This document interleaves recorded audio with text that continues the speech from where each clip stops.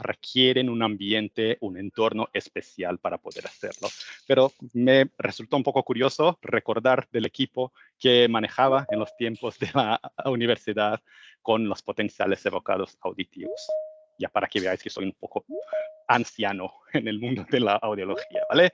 Pero empezando con la definición, ahora sí con la parte de la presentación. ¿De qué consiste, Clever, los potenciales evocados auditivos? Básicamente, consiste de la evaluación de la actividad bioeléctrica de la vía auditiva, ¿vale?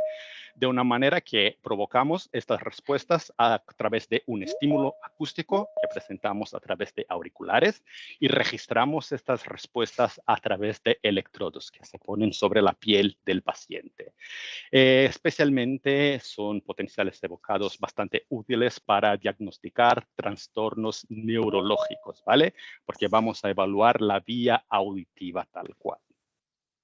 Así que tenemos diferentes tipos de potenciales evocados y podemos también organizar o clasificar estos potenciales por su tiempo de latencia. Así que tenemos potenciales que llamamos de corta latencia, de media latencia y de larga latencia. Los potenciales de corta latencia son más periféricos y los potenciales de larga latencia son más centrales.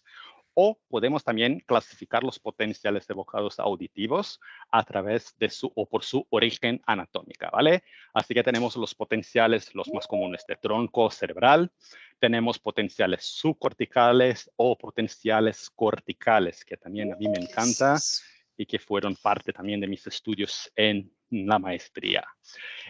Por tiempo de latencia, tenemos diferentes potenciales como la electrocochleografía, que es de hecho un potencial evocado auditivo, que consiste del registro de la función de la cóclea a través de un electrodo también, similar a lo que tenemos con el potencial de tronco cerebral, el tronco encefálico, pero con el potencial de tronco cerebral, obviamente tenemos la latencia un poco más grande que la latencia de la electrocochleografía, porque la cóclea es más periférica que el tronco cerebral. Potenciales de corta latencia van a suceder entre, 1 hasta 10 milisegundos, ¿vale? El tiempo de registro, la ventana de registro. Los potenciales de media latencia, tenemos el potencial de media latencia tal cual el nombre, que sería el potencial más común, van a suceder alrededor de 30 milisegundos, entre 10 y 50 milisegundos. Y los potenciales de larga latencia o potenciales corticales, perdón, aquí hay un typo, serían de 50 hasta 800 milisegundos, ¿vale? Y el potencial de larga latencia más común sería el P300, ¿vale? Que es un potencial que requiere la atención del paciente. A mí me encantaría hablar a detalles también del P300, creo que es un potencial bastante interesante, pero tenemos una sesión un poco corta, como 45, 50 minutos, así que voy a enfocarme en especial en el potencial de tronco cerebral y también en el potencial de estado estable, ¿vale? Así que tenemos clasificaciones de potenciales evocados por su origen anatómica, también bastante usados en los días actuales, ¿vale? Y obviamente lo más central que es el potencial, diferentes y más estructuras van a ser parte del potencial evocado. Así que un potencial evocado de corta latencia, nos podemos decir con exactitud que la onda corresponde a una estructura o una otra estructura, una u otra estructura, por ejemplo, de la vía auditiva. Potenciales de larga latencia, ya tenemos la participación de más componentes, ya es un poco más difícil decir cuál es la estructura, porque ya tenemos distintas estructuras involucradas en la generación de este potencial, ¿vale? Pero, ¿cuáles son las aplicaciones clínicas, sobre todo para nosotros de profesionales que trabajamos con audífonos? Básicamente, con potenciales evocados auditivos, nosotros podemos hacer inferencias sobre los valores de audición del paciente, haciendo una evaluación objetiva y bastante precisa también con relación a una estimación de los umbrales auditivos que tienen este paciente sin requerir la participación del paciente. Diferente a una audiometría, por ejemplo, que necesito que el paciente, el señor Juan, oprima el botón o me levante la mano para que yo sepa que este paciente sí ha escuchado el tono puro que estoy presentando. Aquí el paciente puede estar incluso dormido para los potenciales de corta latencia y vamos a tener la respuesta igual con la misma generación, con la misma calidad. Así que es una ventaja también de estos potenciales evocados que podemos hacer incluso cuando el paciente está dormido. Es una medición objetiva y tiene su función básicamente bastante importante en los días actuales para adaptación de audífonos y adaptación de implantes cocleares, cuando estamos hablando sobre todo de los pacientes candidatos a los implantes cocleares, ¿vale? También tenemos la aplicación clínica para investigar la integridad del nervio auditivo, ¿vale? Cómo está el disparo neuronal y la sincronía en la vía auditiva de este paciente. Y evaluar, por supuesto, lesiones que pueden encontrar en componentes específicos de la vía auditiva, como la cóclea, el nervio auditivo, el sacro o el utrículo, ¿vale? Aquí hablando de los BEMP, que son otro potencial que no estaba en el listado, pero sí es bastante común también en los días actuales. Y más que nada, evaluar también trastornos de los procesamientos auditivos centrales que tiene este paciente. Así que si hacemos una medición o un diseño de la vía auditiva y todas las ondas que podemos registrar en corta, media y larga latencia, y vamos a tener algo así. Así que empezando con la parte más periférica, la electrococulografía sería el primer potencial evocado auditivo, evaluando en especial la función de la cóclea que tiene el paciente. El ABR, o el potencial evocado auditivo del tronco cerebral, sería la evaluación del nervio auditivo y del tronco cerebral que tiene este paciente, obviamente. El C-BEMP, que sería el BEMP cervical, ¿vale? Es un potencial evocado auditivo también que está relacionado a la evaluación del sacro, ¿vale? No directamente la audición del paciente, sino la evaluación también de una estructura de los responsables por el equilibrio del paciente. Es un potencial que ponemos un electrodo en el cuello del paciente, en este músculo que es el sternocleidomastoideo. Supongo que el nombre en español sería lo mismo. El paciente necesita girar la cabeza, bajar un poco la cabeza para que el músculo se quede bastante evidente y medimos el potencial de acción de este músculo, ¿vale? Tenemos los potenciales de media latencia con las estructuras posteriores al tronco cerebral y es una medición que también nos posibilita obtener respuestas por frecuencia específica, así que tiene también su valor en especial para estudios, pero no tanto en la parte clínica. Y vemos los potenciales de larga latencia. El P300 sería el más común junto con el MMN, que serían potenciales relacionados a la función cognitiva.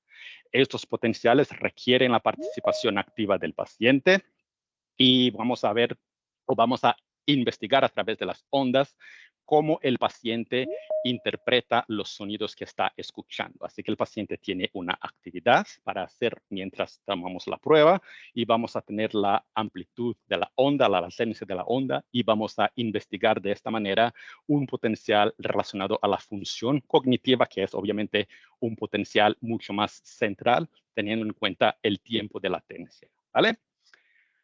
A ver si hay alguna pregunta en el chat, estaré atento, pero también al final de la sesión vamos a tener, ojalá, algunos minutos para revisar. Empezando con la electrococulografía, en pocas palabras, otra vez, porque no nos toca tanto tiempo para hablar de todos los potenciales evocados. A mí me encantaría, pero ya son demasiados.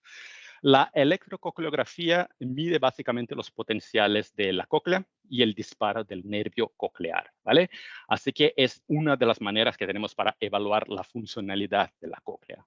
Vamos a generar tres componentes en este potencial, que sería la línea de base, el potencial de acción y el potencial de sumación. Y en este potencial vamos a evaluar en específico la relación entre el potencial de sumación y el potencial de acción. Y esta prueba suele ser bastante útil, sobre todo para el diagnóstico del Meniere, ¿vale? De la enfermedad de Meniere, y también tiene su valor para la identificación de la microfonía o el microfonismo coclear que tenemos asociado con la neuropatía auditiva. Así que junto con las autoemisiones, junto con el potencial de tronco cerebral, tenemos también la electrococulografía como una parte importante del diagnóstico de una neuropatía auditiva. Normalmente se realiza para ayudar básicamente en el diagnóstico de la enfermedad de Meniere, de esencia del canal superior y de la neuropatía auditiva, como un resumen. Y aquí es como se ve básicamente el potencial de la electrococulografía. A ver si tengo mi mouse en alguna parte. Aquí está. BL significa la baseline, que sería la línea de base que necesitamos marcar el profesional que está haciendo la prueba. Tiene su interpretación sobre el resultado, así que el resultado no viene de una manera automática. Las ondas sí se generan de una manera automática, pero la marcación de las curvas, de los picos, de los valles de la curva, está a cargo del profesional. Así que el profesional necesita identificar, el baseline, el potencial de sumación y el potencial de acción, y justamente esta relación es lo que vamos a investigar en una electrocoreografía. Y hay básicamente tres maneras de hacer la medición. La primera, que vemos aquí en la pantalla, consiste de un electrodo que se parece también a un auricular de inserción. Este es como una esponja que tiene como una capa dorada, que sería justamente esta capa dorada encargada de recibir las respuestas de la electrocoreografía. Esta es una prueba que es bastante confortable con este tip throat, como llamamos, este electrodo transductor, pero genera bastantes artefactos. Así que suele ser más común para nosotros audiólogos hacer esta prueba usando lo que llamamos el electrodo timpánico, ¿vale? Que es un electrodo que se mete dentro del canal auditivo del paciente, tocando la membrana timpánica del usuario, y hacemos la medición de esta manera. Algunos profesionales no se sienten muy confortables en hacer esta medición. Para el paciente también el momento de poner el electrodo puede que sea un poco desconfortable, pero también toca a nosotros, audiólogos o fonoaudiólogos, hacer esta medición, ya sea con el tip throat o ya sea con el electrodo timpánico. Y la tercera manera, que es el favorito de todos, esta es bastante rara, porque con esto necesitamos un electrodo que se llama transtimpánico, que sería como una aguja. Al menos en mi país, los fonoaudiólogos no podemos hacer esta prueba. Quien hace es el otorrino siempre, que hace una perforación en la membrana timpánica del paciente y fija el electrodo en el promontorio, cerca de la ventana oval que tiene, la ventana redonda que tiene la cóclea del paciente. Es la mejor manera de hacer una electrococleografía porque ya no requiere básicamente, no se registra prácticamente ningún artefacto, pero obviamente necesitamos un profesional capacitado para hacerlo. Así que para nosotros lo más común es que lo hagamos con el electrodo timpánico, ¿vale? En especial asociado a la prueba de Menier. Hablando del potencial un poco más central, pero todavía un potencial de corta latencia, que sería el potencial evocado auditivo del tronco cerebral, PEATC, ¿vale? Esta prueba también es conocida en otros países como ABR, Auditory Brainstem Response, o VERA, Brainstem Evoked Response Auditory. En mi país es bastante conocido como VERA esta prueba. No sé en Colombia si será más conocido como ABR, VERA o potencial de tronco cerebral, pero ya me diréis. Este potencial ha sido descrito por Jewett en la primera vez en los años 70 y después, no 1800, pero en 1971. Y básicamente ha sido un potencial bastante popular para el diagnóstico audiológico. Nos llama la atención porque aquí tenemos diferentes ondas que, al igual que la electrocoreografía, le toca al profesional hacer la marcación de cuáles componentes de la onda 1, 2, 3, 4 y 5. Y los más importantes para el análisis sería el componente 1, 3 y el 5, ¿vale? Las ventajas que tenemos con el potencial de tronco cerebral. Básicamente, es una prueba que podemos realizar con cualquier paciente en cualquier edad. Ojo que básicamente los niños, sobre todo los recién nacidos, tienen una referencia de normalidad específica de acuerdo a la edad. Y también necesitamos hacer la corrección si es un niño prematuro, ¿vale? Porque los niños prematuros de 3 meses que han nacido, por ejemplo, en el mes 7, de hecho, no tienen 3 meses para la maturación del sistema auditivo, sino 1 mes para la maduración del sistema auditivo, ¿vale? Así que necesitamos tener en cuenta, pero seguro que el profesional que hace la prueba tiene todos los datos en cuenta para hacer el laudo final. El paciente puede estar o debe estar relajado o dormido. De hecho, es recomendable que para el potencial de tronco cerebral el paciente esté bastante relajado, ya que cualquier como tensión que pueda tener este paciente ya en el cuello puede generar también artefactos y bajar la calidad de la prueba y la visualización de las ondas. Es una prueba que es objetiva, no requiere la participación del paciente. Básicamente el paciente solo necesita estar, puede estar dormido y ya el equipo se encarga de hacer todas las mediciones. Evaluamos la sincronización neural. Así que siempre que tenemos la sincronización neural es justamente lo que nos genera la onda 1, 3 y 5, en especial las más importantes para la evaluación.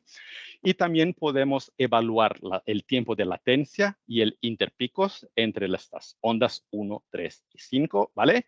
Y también podemos usar en especial la onda 5 para hacer la estimación del umbral de audición que tiene este paciente, ya sea a través de un clic o a través de una ráfaga de tono, que sería también el tono burst en algunos equipos. Creo que la descripción de tono burst es más común para vosotros en Colombia. Los generadores de potencial de tronco cerebral. Como comenté, como es una prueba de corta latencia, aún es posible identificar con precisión cuál es el componente generando la onda 1, la onda 2, la onda 3, 4, 5. Y hay dos ondas que no suelen estar presentes en todos los individuos, pero también la onda 6 y 7 también tiene su descripción, pero no siempre es posible visualizar estas ondas. Pero la 1, 3 y 5 sí son ondas que siempre aparecen en los ABRs, en los potenciales de tronco cerebral. Así que la onda 1 se refiere al nervio en su porción distal, ¿vale? En la posición más cerca de la cóclea, distal al tronco cerebral. La onda número 3 sería el núcleo coclear, que suele suceder alrededor de 3,8 milisegundos. Y la onda 5 sería el lemnisco lateral, que sucede entre 5,8 y 5,7 segundos, ¿vale? Hay diferentes autores que van a tener diferentes sugerencias para los componentes o cuáles son las estructuras que generan las ondas, pero esta sería la proposición o la propuesta más común que nosotros tenemos, ¿vale? ¿Cómo registramos la prueba? Básicamente, como comenté, necesitamos poner electrodos sobre la piel del paciente, limpiar bien la piel del paciente para que el electrodo pueda tener una buena impedancia, ¿no? Una baja impedancia, mejor dicho, y de esta manera los electrodos van a registrar la actividad eléctrica. Y podemos hacer como el montaje, la posición de los electrodos de diferentes maneras. Puede que hagamos la prueba con 5 electrodos y 2 canales, puede que hagamos la prueba solamente en un canal con 3 electrodos, puede que hagamos en un canal solo con 3 electrodos. Así que hay diferentes maneras y diferentes equipos que pueden hacer esta prueba, y también la manera como pongo el electrodo activo y referencia también puede influenciar la manera como voy a visualizar las ondas. Así que los audiólogos que hacemos esta prueba tenemos también estrategias para evidenciar más el tronco cerebral alto o el tronco cerebral bajo, ¿vale? Buenos días.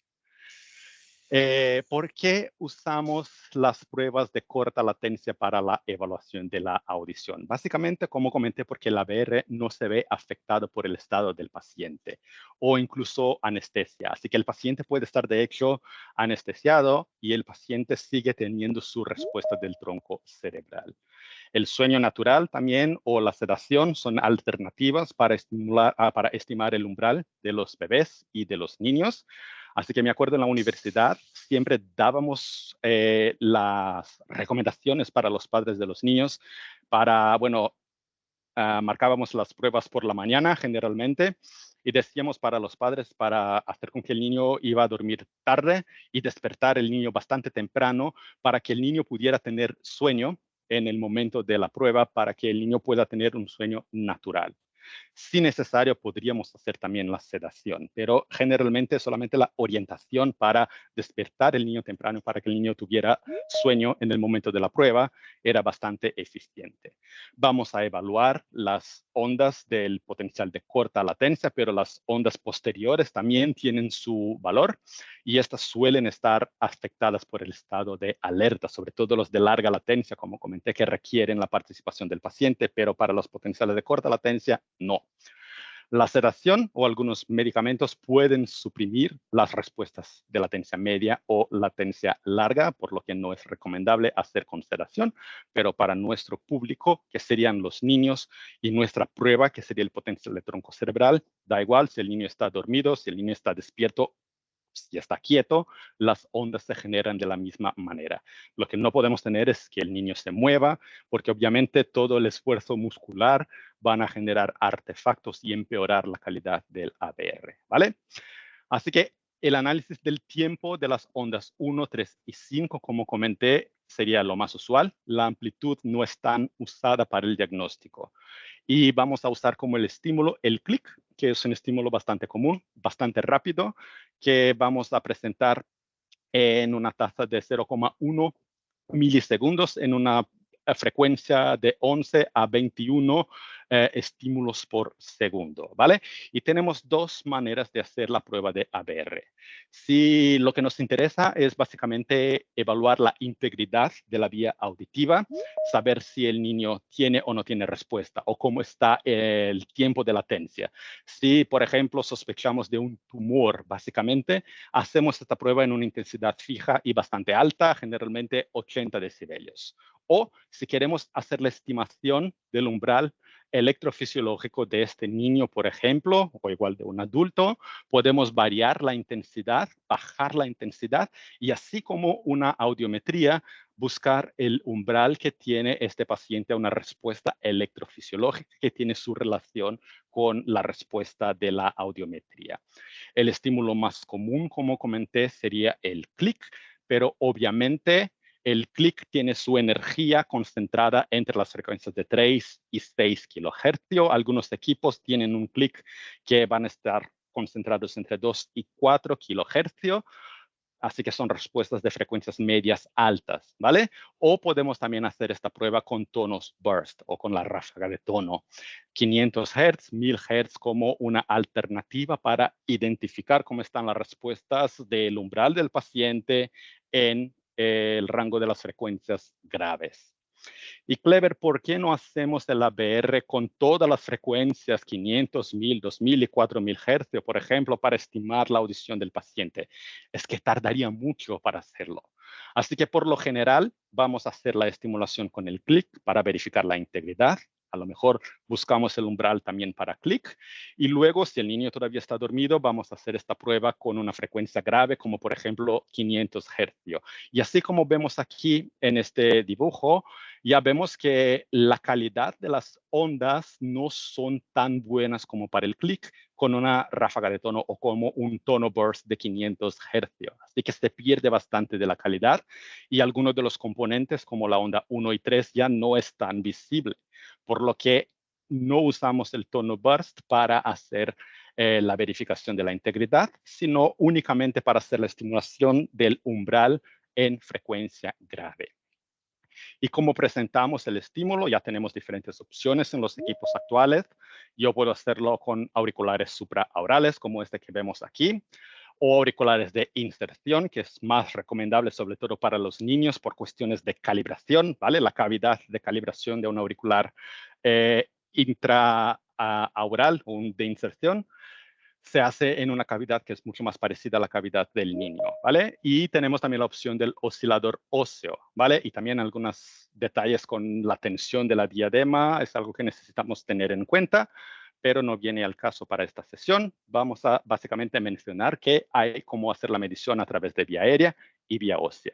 Y el entorno es algo bastante importante para esta prueba. No solamente el paciente necesita estar relajado, a lo mejor dormido, pero el ambiente también necesita estar eléctricamente protegido y acústicamente aislado. Y sí o sí necesitamos tener un tierra, un ground en la toma de alimentación, que se conecta básicamente si el edificio no tiene, por muchas veces cuando yo trabajaba en el área de capacitaciones y formación también de ABR, muchas veces necesitábamos tener una incorporación de un tierra como una haste como esta que se conecta a la tierra y con un cable conectado a la toma de energía para evitar artefactos y distorsiones eléctricas. Así que es una prueba bastante sensible, por lo que necesitamos también el ambiente protegido e ideal para hacerlo. Por lo que comenté que la cuestión del Traveler Express, el maletín que teníamos al principio cuando enseñé la segunda diapositiva,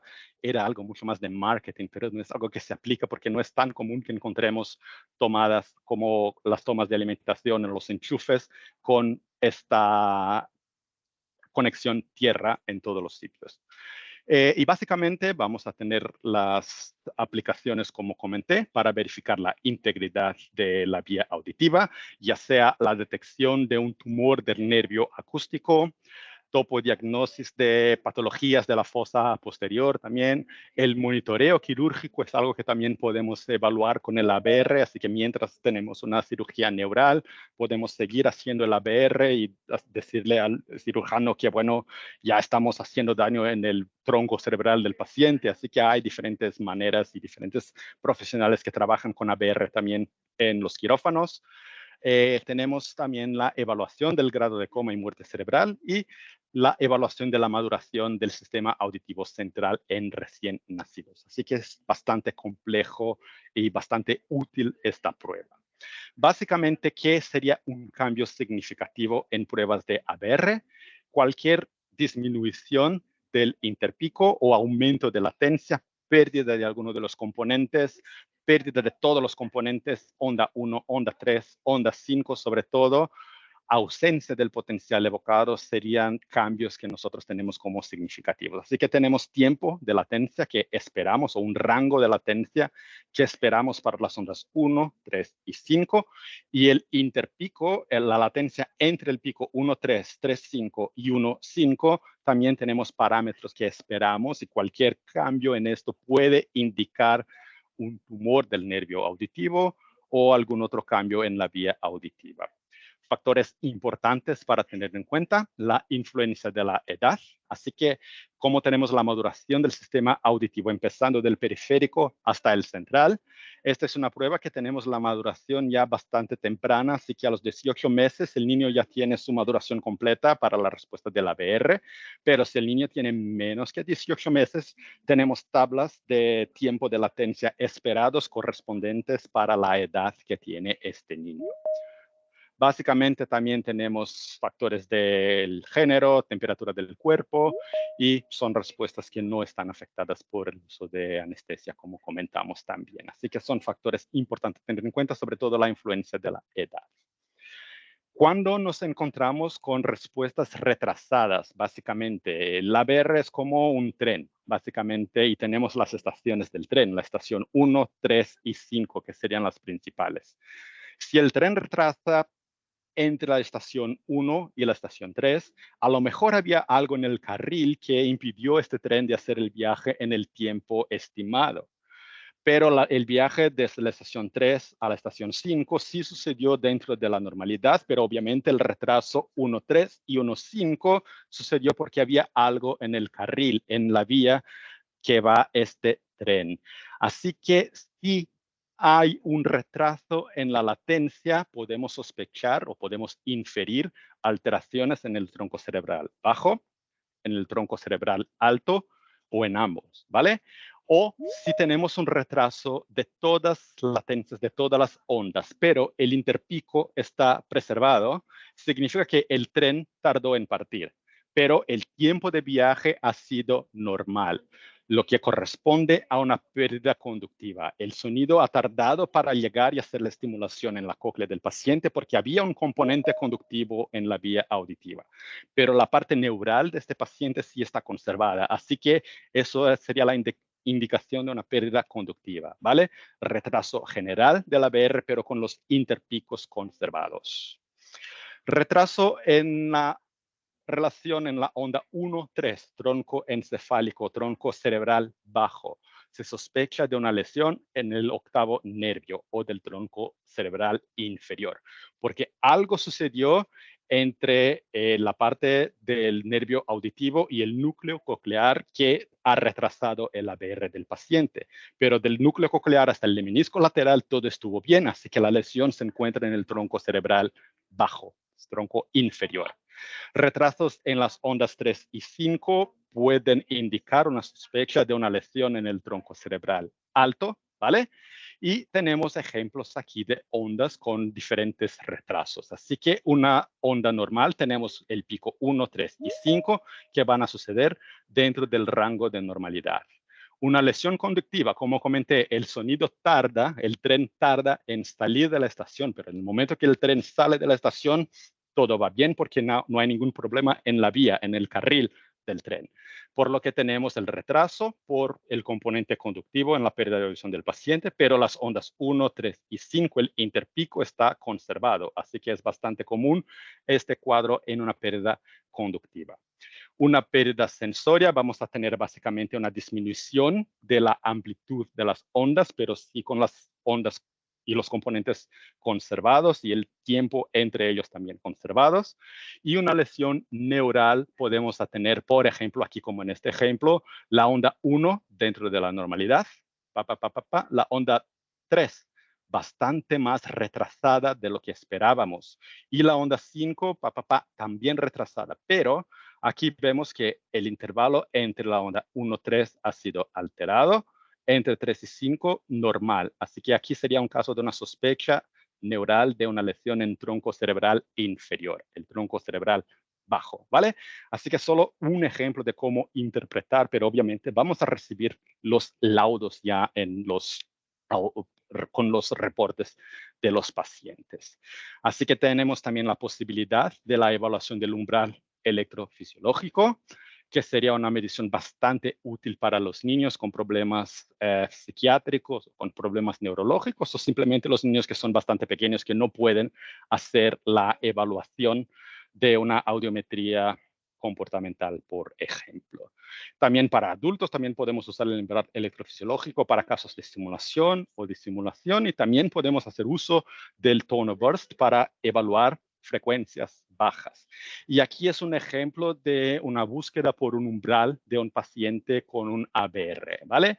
Aquí tenemos la onda 1, la onda 3 y aquí tenemos la onda 5 en 80 decibelios. Luego bajamos a 60, 40, 20. Así que similar a un audiograma, pero en lugar de bajar en pasos de 10 y subir en pasos de 5, aquí empezamos en 80, bajamos en un paso de 20, bajamos en pasos de 20, cuando no se encuentra la respuesta, subimos en pasos de 10 para buscar el límite donde se encuentra la onda 5.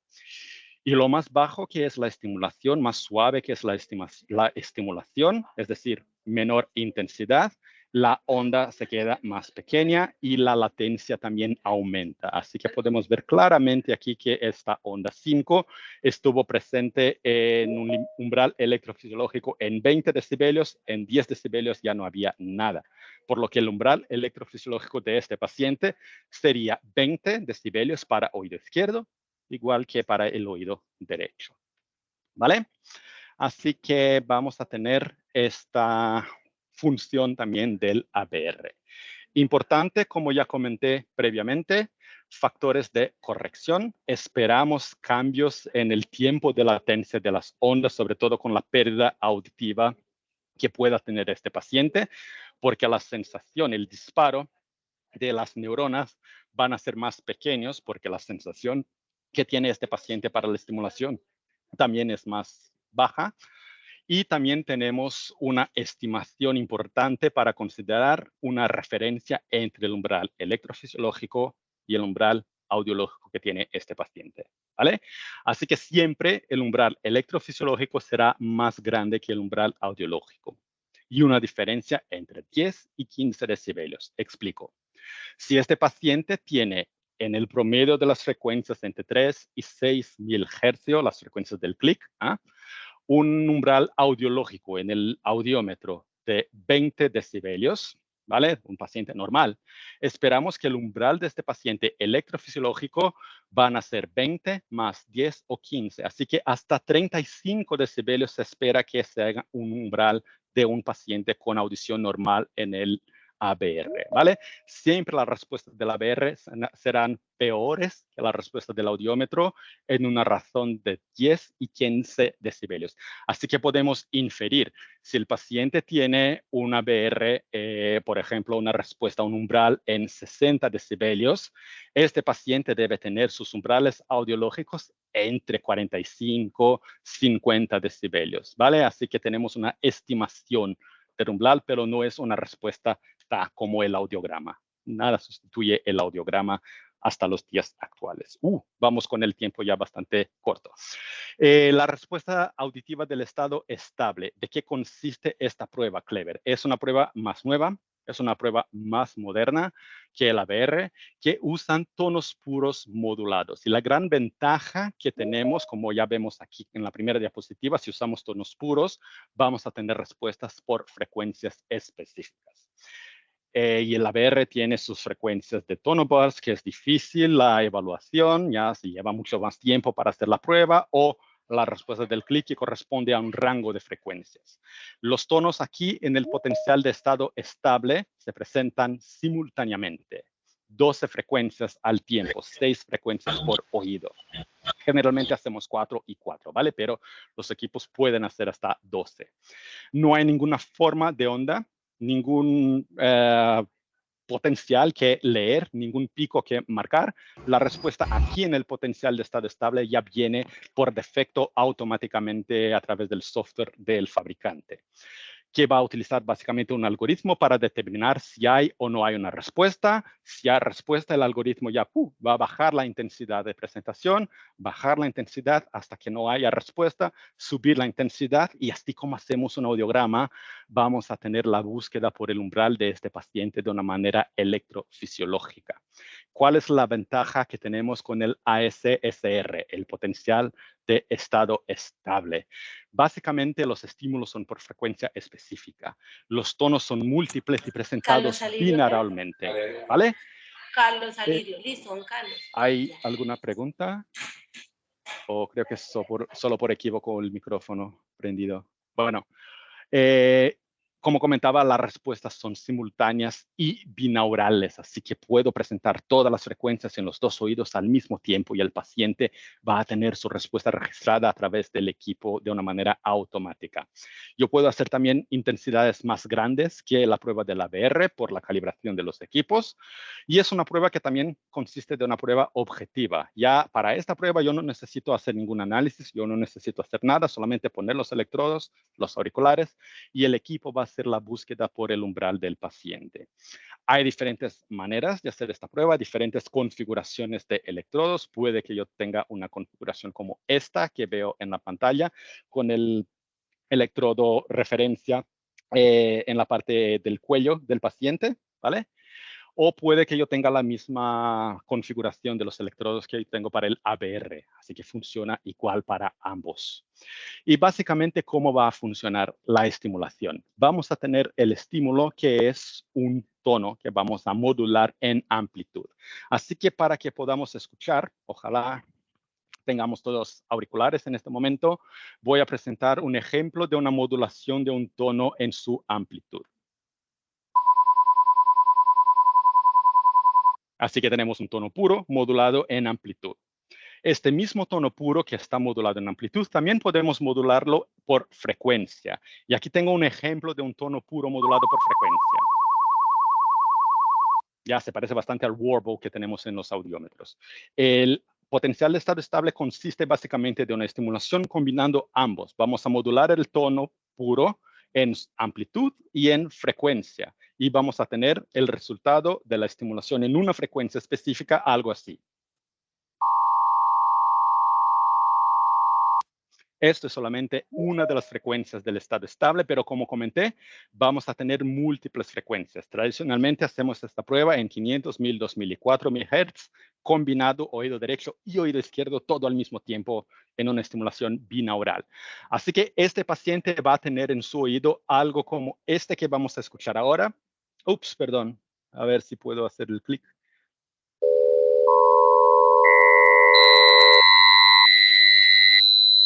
Algo así, todo junto al mismo tiempo combinado en un espectro que es bastante complejo. ¿Y cómo funciona el estado estable Kleber? ¿Cómo vamos a registrar o cómo el algoritmo va a registrar? Cada tono que vamos a presentar tiene su modulación específica. Por ejemplo, aquí en esta diapositiva vemos una modulación en 81 Hz, ¿vale? Si tenemos la estimulación compleja con diferentes tonos puros, pero encontramos en la cóclea de este paciente una respuesta exactamente a 81 Hz, significa que este paciente sí ha escuchado a esta estimulación, sí ha sido suficiente para producir una respuesta evocada y podemos asignar que este paciente tiene una respuesta en esta frecuencia, en esta intensidad, como respuesta a la modulación de la señal que estamos presentando en la frecuencia de 1000 Hz, por ejemplo, que tenía su modulación en frecuencia de 81 Hz. Así que el sonido estaba se moviendo alrededor de 1000 Hz en frecuencias de 81 Hz. ¿Vale? Así que tenemos la respuesta registrada siempre que presente. Se sabe que esta es una respuesta de la frecuencia de 1000 o de la frecuencia de 2000 o de la frecuencia de 3000 o de 4000, porque cada una de las frecuencias vamos a tener modulaciones bastante específicas para lo que llamamos la frecuencia portadora, ¿vale? Así que podemos hacer la estimulación múltiple con 4 frecuencias o hasta 6 frecuencias, pero generalmente hacemos en 4 frecuencias para que sea un poco más rápida la prueba también. Vamos a tener la activación como una respuesta a la modulación de la frecuencia portadora. Y si la respuesta se registra a lo largo del tiempo del estado estable, vamos a considerar una respuesta positiva y vamos a asignar una respuesta presente. El sistema baja la frecuencia, perdón, baja la intensidad, presenta nuevamente. Si se presentan las respuestas, aquí como en el ejemplo, en las 4 frecuencias que estamos estimulando, vamos a bajar otra vez más la intensidad y así buscando el umbral que tiene el paciente. De una manera bastante compleja, estimulando el oído derecho y el oído izquierdo al mismo tiempo, pero cada uno de los estímulos, como vemos aquí, 500 Hz, tenemos una modulación portadora para la frecuencia en el oído derecho, una modulación portadora para la frecuencia en el oído izquierdo. Así que si me sucede una respuesta en 81 Hz, ya sabemos que corresponde al oído izquierdo en la frecuencia de 500 Hz. Si me surge un estado estable en 93 Hz de modulación, ya sé que corresponde a la frecuencia de 2000 Hz en el oído derecho, porque cada uno de los estímulos tiene su frecuencia portadora propia y el cerebro reacciona a esta frecuencia con un potencial que es registrable a través de los electrodos. Parte de la prueba, ¿cómo registramos o cómo vemos el potencial de estado estable? Básicamente vamos a registrar la respuesta, el sistema nos registra igual que un audiograma. Tenemos las respuestas 500, 1000, 2000 y 4000 con las mismas marcaciones, con el círculo o con la X roja y azul, para que tengamos una referencia directa con el audiograma que tiene el paciente. Así que vemos aquí una respuesta dentro de los límites de la normalidad para el oído derecho. Aquí vemos una pérdida en frecuencias graves en el oído izquierdo, por ejemplo, de este paciente, ¿vale? Así que tenemos aquí algunos ejemplos más. Cuando la respuesta está ausente, en este sistema tenemos la marcación en amarillo, respuestas presentes en este sistema marcado en verde. El audiólogo que hizo esta prueba ha programado el sistema para medir entre 80 y 30 decibelios, así que el sistema siempre que encuentra respuesta baja 20, sube 10, para buscar los umbrales del paciente. Y aquí tenemos la respuesta mínima marcada con el mismo símbolo que tenemos en el audiograma para el oído derecho y para el oído izquierdo.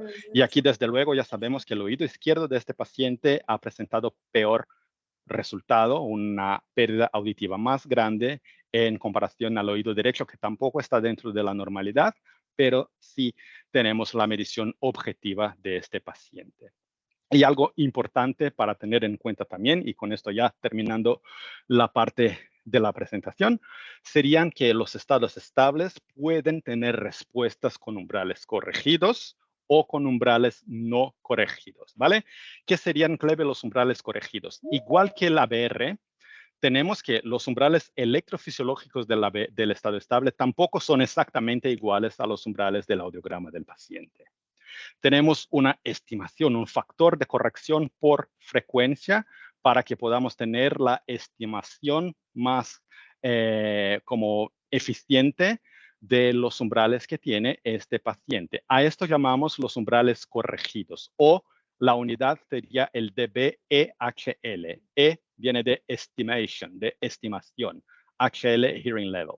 Así que si tenemos una respuesta que nos viene con EHL, sabemos que son los umbrales estimados, los umbrales corregidos, como aquí vemos en el ejemplo. El umbral en gris sería el umbral original, no corregido, el umbral electrofisiológico del ASSR. Aplicando la corrección que viene por el defecto en el software de calibración, en el software del estado estable, vemos que la respuesta ahora ha saltado a 20, 15, 0 y 30 decibelios. Así que esta sería la respuesta EHL y esta sería la respuesta NHL, la respuesta normal, no corregida que tiene este paciente. ¿Y por qué, Clever, es importante tener en cuenta cuál es la unidad que hacemos o que recibimos un reporte de un paciente? Porque esto es fundamental para la aplicación en el software de calibración, ¿vale? Así que doy un ejemplo aquí en especial del Compass, que es el software de Widex, pero se aplica también a los softwares básicamente de todos los fabricantes. Número 1, importante siempre ingresar la fecha de nacimiento y el género del paciente. Sobre todo si es un niño, se supone que vamos a hacer la calibración del audífono con la regla DSL, ¿vale? Y la regla DSL5 tiene diferentes configuraciones, diferentes cálculos para la amplificación ideal para el paciente, dependiendo de la edad y del género del paciente. Pero obviamente ya sabéis. Vamos a ingresar el audiograma del paciente. Hacemos un clic aquí justamente en esta parte, Enter Audiogram. Tenemos nuestra respuesta del estado estable de nuestro paciente, ¿vale? Que viene con el reporte que recibimos del ORL, por ejemplo. Vamos a ingresar tal cual los umbrales que tiene este paciente, ¿vale? Con los potenciales de estado estable dentro de mi software Compass. Vamos a asignar si es un potencial de estado estable por vía aérea o por vía ósea, o la UCL no se aplica aquí, pero es un potencial de vía aérea, así que vamos a elegir HTL, ¿vale? El software de calibración, Compass, ya me hace la estimación de las otras frecuencias para que podamos tener la adaptación del audífono de la mejor manera posible, pero todavía no estamos listos. Necesitamos hacer un clic adicional aquí en la parte de audiometría, ¿vale? Para que me abra las opciones de medición. Y sabemos que, de hecho, esto no se trata de un audiograma, no es una audiometría. De hecho, es un potencial de estado estable. Vamos a abrir el menú, drop down, y vamos a elegir la opción estado. Perdón, me salté con el mouse.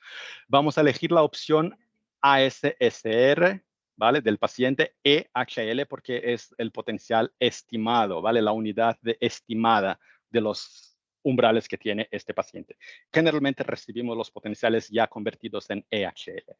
Y necesitamos decir también al software, porque esto es importante para la regla de cálculo, para DSL, cuál es el transductor que usamos. Y en este caso, generalmente los potenciales de estado estable lo hacemos con un auricular de inserción. Así que elegimos esta opción. Factor de corrección, si estamos trabajando en EHL, no es importante. Si estamos trabajando en NHL, tenemos ya en Compass la versión o la estimación del factor de corrección promedio para las frecuencias de un potencial de estado estable o igual para un ABR. Pero si viene en el reporte alguna instrucción específica para el factor de corrección que se debe aplicar para la calibración de los audífonos, también podemos modificar aquí manualmente. Pero si estamos ya trabajando con los potenciales estimados, ya esto no es tan relevante para nosotros porque ya ingresamos el umbral.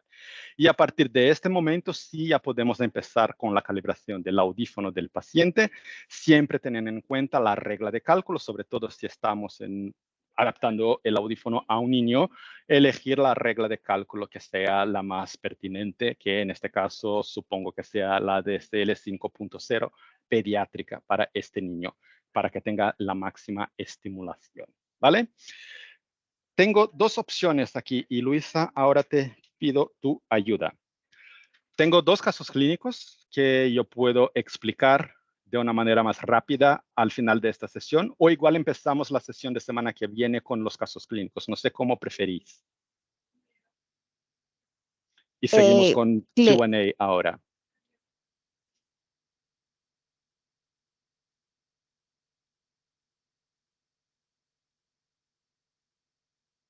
Perdón, Luisa, no te escucho.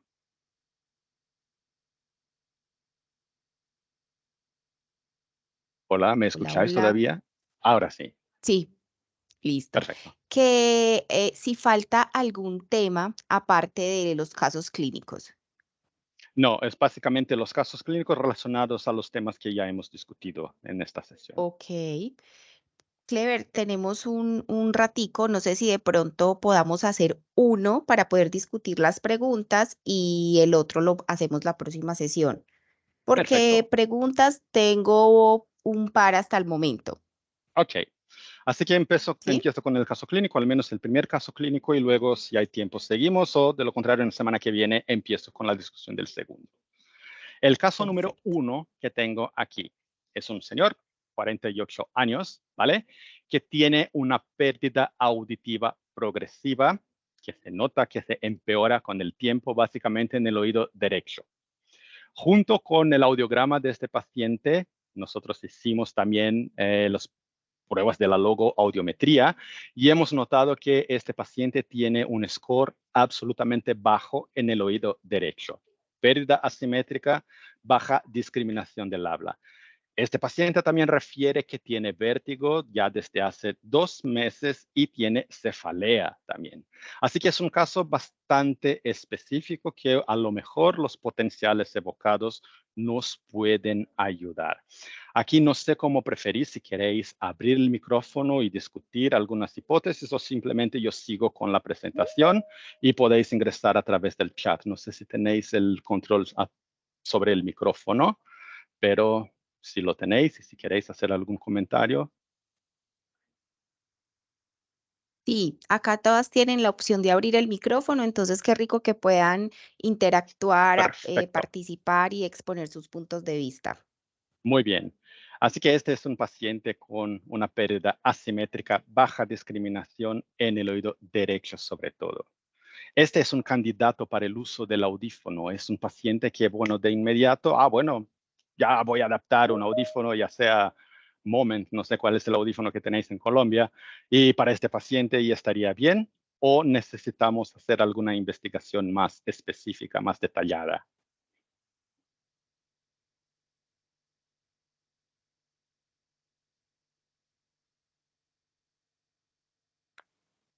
Por ser una audición asimétrica, toca descartar lesión retrococlear. Perfecto, justamente. ¿Y cómo podemos hacer la investigación de una lesión coclear? Esto es lo primero que me viene en la cabeza con un caso como este. Pérdida simétrica, baja discriminación, ya empiezo de inmediato a hacer investigaciones adicionales. Yo no me acuerdo en Colombia si hacéis la logoaudiometría solamente con el porcentaje o si hacéis como la gráfica de la logoaudiometría, pero la logoaudiometría gráfica nos puede dar informaciones importantes acerca de una potencial lesión retrococlear de un paciente. Porque si tenemos una configuración en la logoaudiometría como esta, como llamamos con un rollover aquí en la curva, ya tenemos la sospecha de que este paciente potencialmente puede tener una lesión retrococlear. Y obviamente no quiero adaptar un audífono a este paciente, desde luego, antes de hacer investigaciones y un tratamiento adecuado, ¿vale? Así que seguir la investigación, por ejemplo, suponiendo que no tengo un potencial evocado en mi clínica para hacer una investigación, Yo necesito obviamente derivar al URL para investigaciones pertinentes, pero yo puedo empezar a hacer algunas pruebas más de investigación y una logodiometría gráfica sería la primera que se me ocurre para identificar si vamos a tener esta configuración con rollover, diferente a una lesión coclear o conductiva, ya como sabéis. Pero también si tenéis un impedanciómetro o un imitanciómetro, podemos hacer una prueba específica que se llama el decay del reflejo, o en otros países llaman deterioro del reflejo. Creo que en Chile dicen deterioro del reflejo. ¿De qué consiste el decay del reflejo? Vamos a presentar en la frecuencia de 500 o 1000 Hz, donde se supone que este paciente todavía tiene un reflejo acústico, y presentar un estímulo por 10 segundos, 10 decibelios más fuerte que el umbral que hemos registrado para el reflejo acústico que tiene este paciente. Y vamos a verificar una respuesta como esta. Básicamente, vamos a tener el reflejo que sucede y se mantiene por 10 segundos. Esto sería un ejemplo de un deterioro del reflejo o un decay del reflejo negativo, ¿vale? Que la respuesta no tiene un deterioro en su deflexión a lo largo de la estimulación de 10 segundos, ¿vale? O puedo que yo tenga también un deterioro de este reflejo, pero no más grande que 50% de la amplitud inicial del reflejo. Obviamente, a lo largo del tiempo, el reflejo, bueno, suele disminuir un poco, pero sigue constante de alguna manera y no tiene un deterioro más grande que 50% comparado a su amplitud inicial. O puede que este paciente tenga lo que llamamos el decay positivo. Dentro de esta ventana de 10 segundos vamos a notar que en algún momento vamos a tener la disminución, el deterioro del reflejo más que 50% dentro de esta ventana, como aquí en el ejemplo, esto sucedió alrededor de 6 segundos. La amplitud empezó bien, pero el decay, el reflejo se deterioró a lo largo del tiempo. Dentro de 6 segundos ya disminuyó más que 50%. Esto puede ser que sea también una indicación relacionada a las lesiones retrococleares. Así que una investigación bastante sencilla que yo puedo hacer con mi impedanciómetro ya me puede traer informaciones importantes acerca del reflejo que tiene, de un potencial problema retrococlear que tenga este paciente, ¿vale? Pero no solamente el decay del reflejo. Obviamente necesito derivar este paciente para hacer un potencial de estado estable. Y en este caso en especial hemos encontrado lo siguiente. Oído izquierdo normal, la respuesta dentro de lo que se esperaba para las ondas 1, 3 y 5, como vemos aquí en la gráfica. Componentes conservados, todo bastante bien. Pero en el oído derecho, aquí donde resalto, vemos los componentes 1, 3, pero ¿dónde está el componente 5? Ya se perdió completamente el componente 5. Hemos repetido la prueba para comprobar, igual que un audiograma, comprobamos el umbral del paciente, comprobamos también el ABR y notamos aquí que este paciente ha tenido de hecho una alteración en tronco cerebral alto porque no se nota ninguna respuesta en la onda 5. Algo entre el núcleo coclear y el lemnisco lateral que tiene este paciente sucede que nos impide de registrar la onda 5. Y con esto también el otorrino de este paciente hizo una prueba de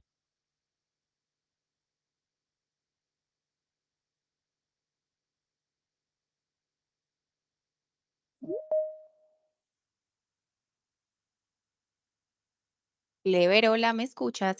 Ok, ahora sí, ¿me escuchan? Ya, sí, señor. Ok, perfecto. Por un momento el headset se desconectó.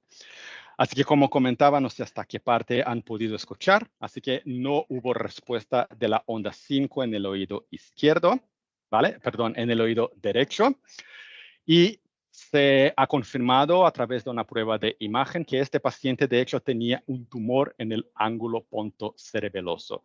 Así que es un caso bastante específico de un paciente que puede llegar a nuestras oficinas, a nuestros gabinetes, con un audiograma, podemos hacer una sospecha de una prueba y solicitar pruebas adicionales, ya sea con nuestro audiómetro, ya sea con nuestro impedanciómetro o pruebas de potenciales evocados, pero siempre derivando a un otorrino, nunca adaptando un audífono, sobre todo en un caso como este que me grita que, bueno, hay algo en este paciente en especial que no puedo adaptar un audífono.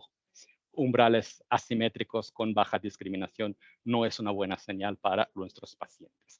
No sé si tenemos comentarios porque ya avanzamos 5 minutos más en el tiempo o alguna pregunta más, y el caso número 2 puedo empezar semana que viene. Clever, sí, ya hay algunos comentarios que las audiólogas están súper interesadas en los casos y no se los quieren perder. Entonces yo creo que es importante darle como solución a un par de preguntas que tenemos. La semana entrante avanzar con los casos clínicos y que ellas puedan de pronto intervenir en caso de tener alguna duda. Perfecto. Y para tampoco abordarlos pues como tan rápido porque están súper interesantes. Ujú. Bueno, entonces, tengo una pregunta que nos dejaron desde la semana pasada acerca de las autoemisiones acústicas mientras voy revisando el chat. Y es que nos preguntan que si tú tienes algún protocolo establecido o qué protocolo sugieres para el uso de las autoemisiones producto de distorsión, tanto para el tamizaje como para la evaluación clínica. Ujú. Bueno, necesito de hecho buscar la actualización porque hace como algunos años que no estoy actuando ya en este área, ya no sé si ha cambiado algo en los protocolos. Necesito consultar a algunos colegas de Brasil o bueno, de aquí de Alemania también y preguntarles cuáles son las últimas actualizaciones para parámetros y protocolos que tenemos para tamizaje neonatal y también para la evaluación diagnóstica. Pero lo que siempre hacíamos era usar las autoemisiones acústicas combinadas con el ABR. Por ejemplo, la búsqueda por el umbral del ABR es algo que puede llevar bastante tiempo para hacerlo, sobre todo si hacemos en frecuencias específicas, pero aunque sea solamente buscar el umbral del paciente. Si este paciente ya tiene sus autoemisiones presentes, ya no hace falta que yo haga la búsqueda por el umbral del paciente si yo tengo las ondas 135 en 80 decibelios. ¿Por qué? Una emisión transitoria o una emisión producto de distorsión, sobre todo la transitoria. Si está presente, ya sé que los umbrales del paciente estarán alrededor de 30, 35 decibelios en el peor de los casos. Así que no hay razón para hacer toda la búsqueda. Así que siempre yo empezaría la evaluación diagnóstica con las autoemisiones para asegurar si el paciente tiene o no tiene umbral y luego hago la evaluación de la integridad de la vía auditiva de este paciente, al menos en 80 decibelios, por si no me alcanza el tiempo, por si el paciente se despierta, ya sea lo que suceda con el paciente, para que yo tenga asegurado los umbrales de este paciente haciendo un análisis o una evaluación combinada. Porque si el paciente está despierto, el paciente está incómodo con alguna prueba o con alguna razón se despertó en el medio de la ABR, ya es mucho más difícil que el paciente tenga o se permanezca en silencio para que yo pueda hacer la autoemisión acústica de una manera ideal. Así que siempre yo empezaba con las autoemisiones y luego pasaba al ABR. Ujú. Esto sería Y no hay, básicamente. y no hay un número específico de frecuencias que digas, por ejemplo, para el tamizaje son tantas frecuencias o tantos puntos de la cóclea y para la evaluación clínica.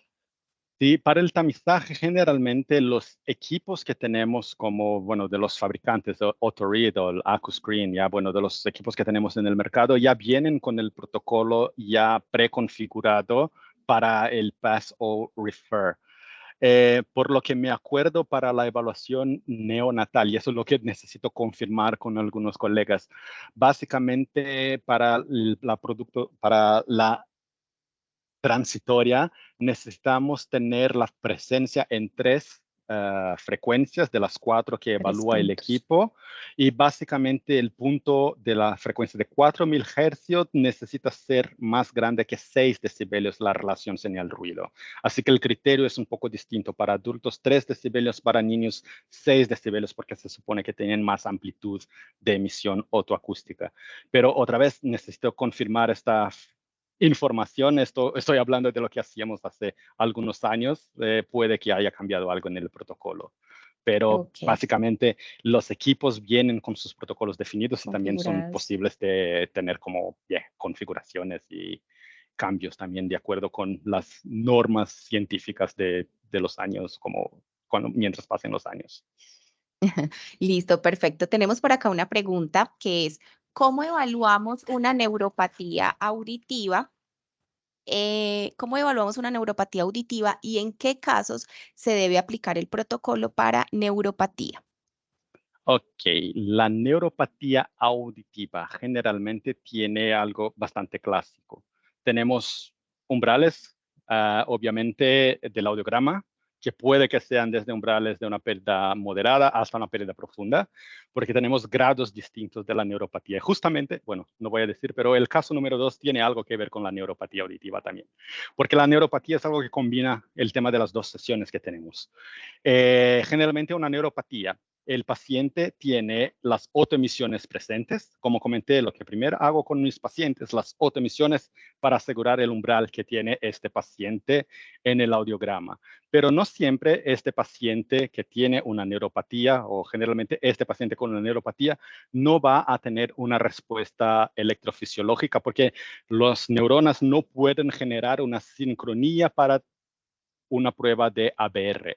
Así que la neuropatía generalmente tenemos emisiones ausentes, ABR, potencial de tronco encefálico, tronco cerebral, ausentes, ¿vale? Y necesitamos hacer protocolos también de evaluación para confirmar esta neuropatía, invirtiendo la polaridad de la estimulación del clic, haciendo el clip también del tubo de transmisión del auricular intraauricular, del auricular de inserción que tenemos para esta prueba. Y también podemos verificar en esos casos de neuropatía la microfonía coclear, los microfonismos cocleares, ya en principio antes de las ondas 1, 3 y 5 de la ABR, y que también se confirman con la inversión de la polaridad. Así que mi sospecha siempre cuando tengo emisiones presentes y ABR ausente sería la neuropatía auditiva. Pero tenemos diferentes grados. Puede que el paciente tenga umbrales para una pérdida leve o moderada, todavía con la emisión presente, y el ABR completamente ausente porque no tiene sincronía. Y básicamente, dependiendo de los umbrales del paciente, yo puedo decidir entre la adaptación de un audífono, intentar adaptar un audífono o derivar a este paciente al implante coclear directamente. Pero ese es el asunto también del caso número 2. Ok, listo. Entonces con eso arrancaremos la próxima semana. Por acá Muy bien. tengo un comentario y es, el estado estable es más rápido, pero el de frecuencia específica, a pesar de ser más largo, hace mejor estimación del umbral con respecto al audiograma. Eh, con respecto al la ABR con frecuencia específica, ¿verdad? Es lo que Sí, he entendido. Ujú. Sí, sobre todo porque el potencial de estado estable es un algoritmo que hace el análisis de la respuesta. Y este algoritmo necesita una comprobación de la respuesta dentro del tiempo que no siempre es suficiente. Así que muchas veces el equipo extiende el tiempo de recopilación de las respuestas si estamos cerca o no como del análisis matemático que el algoritmo hace para la identificación de una respuesta buena o no. Pensando por este lado, sí, todavía el estado estable también puede retrasar y tardar mucho más, pero el ABR es algo que, bueno, básicamente nos va a tomar bastante tiempo, sobre todo si hacemos ABR por vía aérea y por vía ósea. Sobre todo obviamente. nosotros que adaptamos audífonos, necesitamos hacer también la vía ósea para saber si es una pérdida conductiva o una pérdida sensorio-neural, porque la compresión del audífono estará completamente diferente dependiendo del caso. Así que sí es verdad, puede que el ABR tome mucho más tiempo, puede que el tiempo del estado estable sea un poco más grande dependiendo del ambiente que tenemos, pero suele el ABR ser un poco más largo para el tiempo de recopilación. Lo importante es que, en mi opinión, si tenemos solamente el ABR por clic, que tengamos al menos de alguna manera una investigación de las frecuencias graves de este paciente para que podamos ingresar el dato en Compass, en el software de Ujú. calibración en frecuencias graves.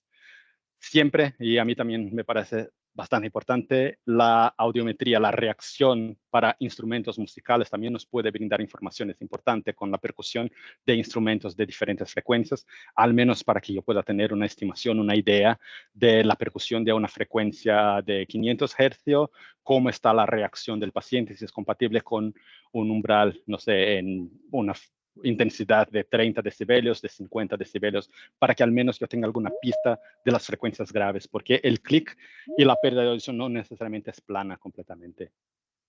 Ujú. Listo, perfecto. Por aquí había una pregunta, pero yo creo que quedó resuelta a lo largo de la charla, que era cómo es el manejo en el Compass cuando los resultados del paciente que le vamos a adaptar un audífono es de unos potenciales. Entonces, pues ya lo explicaste y creo que fue demasiado claro. Bueno, Clever, hasta ahorita no tenemos más comentarios en el chat. Generalmente las audiólogas después de estos encuentros nos empiezan a dejar en el celular algunas preguntas, comentarios. Entonces, yo creo que finalizamos y en nuestro encuentro de la próxima semana arrancamos con las preguntas que de pronto se hayan generado después de y casos clínicos y con el tema que va a estar súper interesante, que es sobre procesamiento, no se lo pueden perder. Perfecto. Así que nos Listo, vemos semana Clever. que viene. Otra vez, muchas gracias por la participación de todos, ya conectados desde tan temprano y que siguen conectados hasta, bueno, las 8:15 ahora para vosotros, ¿verdad? 8:15. Sí, Perfecto. señora, así es. Mil gracias nuevamente, mil gracias por acompañarnos, por tu participación, por tu interés y de verdad que es súper, súper interesante la charla. No, gracias a vosotros por la participación tan activa como siempre y nos vemos semana que viene, ¿vale? Nos vemos la próxima semana, 7 de la mañana. Y aquí nos van dejando puros comentarios de agradecimiento, excelente información y mil gracias. Muy bien. Gracias a vosotros. Ya nos Nos vemos. vemos en una semanita. Hasta pronto. Adiós.